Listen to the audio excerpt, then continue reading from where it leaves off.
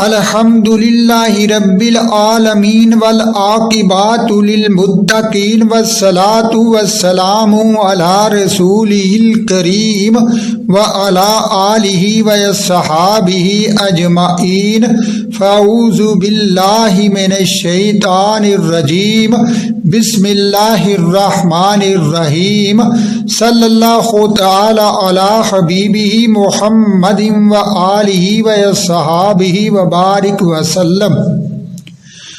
اللہ رب العزت کے بارے کچھ سوال اور ان کا جواب۔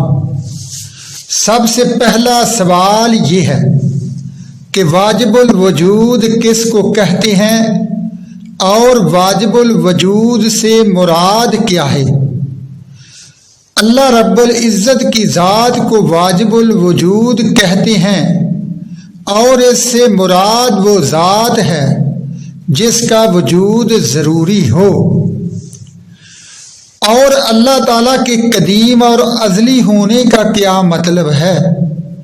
اللہ تعالیٰ کے قدیم اور ازلی ہونے کا مطلب یہ ہے کہ وہ ہمیشہ سے ہے۔ اللہ تعالیٰ کے ابدی ہونے سے کیا مراد ہے؟ اللہ تعالیٰ کے ابدی ہونے سے مراد یہ ہے کہ وہ ہمیشہ رہے گا۔ علم ذاتی کا کیا معنی ہے؟ علم ذاتی کا یہ معنی ہے کہ بے خدا کے دیے خود حاصل ہو۔ علم ذاتی کس کا خاصہ ہے؟ علم ذاتی صرف اور صرف اللہ رب العزت ہی کا خاصہ ہے۔ اللہ تعالیٰ کی ذاتی صفات کون کون سی ہیں؟ اللہ تعالیٰ کی ذاتی صفات یہ ہیں: حیات، قدرت، سننا، دیکھنا، کلام، علم اور ارادہ۔ یہ اللہ تعالیٰ کی ذاتی صفات ہیں۔ اللہ تعالیٰ کے قادر ہونے سے کیا مراد ہے؟ اللہ تعالیٰ کے قادر ہونے سے مراد یہ ہے کہ اللہ رب العزت ہر ممکن پر قادر ہے اور کوئی ممکن اس کی قدرت سے باہر نہیں۔ دنیا کی زندگی میں جاگتی آنکھوں سے اللہ تعالیٰ کا دیدار کس کے لیے وقف ہے؟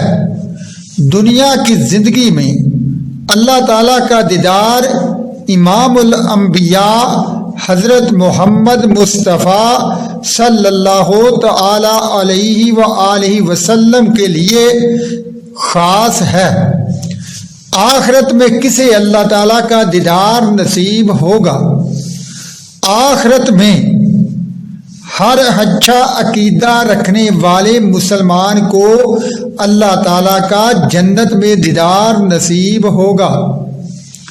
کیا اللہ تعالیٰ کی ذات اور صفات کے سوا کوئی اور چیز بھی قدیم ہے؟ جی نہیں، بلکہ اللہ تعالیٰ کی ذات اور صفات کے سوا سب چیزیں حادث ہیں، اور حادث کا مطلب یہ ہے کہ جو پہلے نہ تھی بعد میں موجود ہوئی۔ تقدیر کا مطلب کیا ہے؟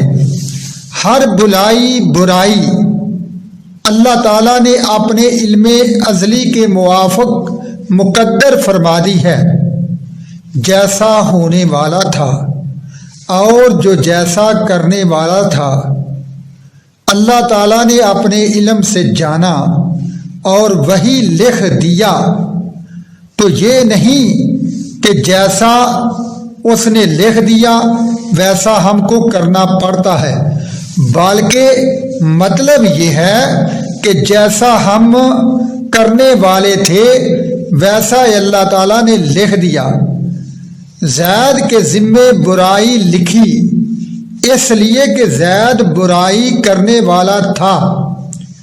اگر زید بھلائی کرنے والا ہوتا تو اللہ تعالیٰ اس کے لیے بھلائی لکھتا، تو اس کے علم یا اس کے لکھ دینے نے کسی کو مجبور نہیں کر دیا۔ کیا برائی سرزد ہو جانے پر اسے تقدیر کی طرف منسوب کرنا چاہیے؟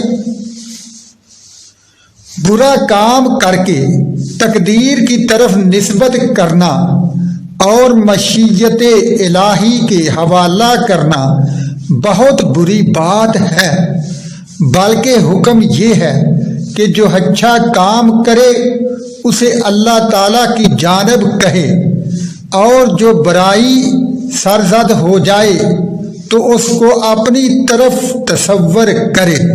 وَمَا عَلَيْنَا إِلَّا الْبَلَاغُ الْمُبِينُ۔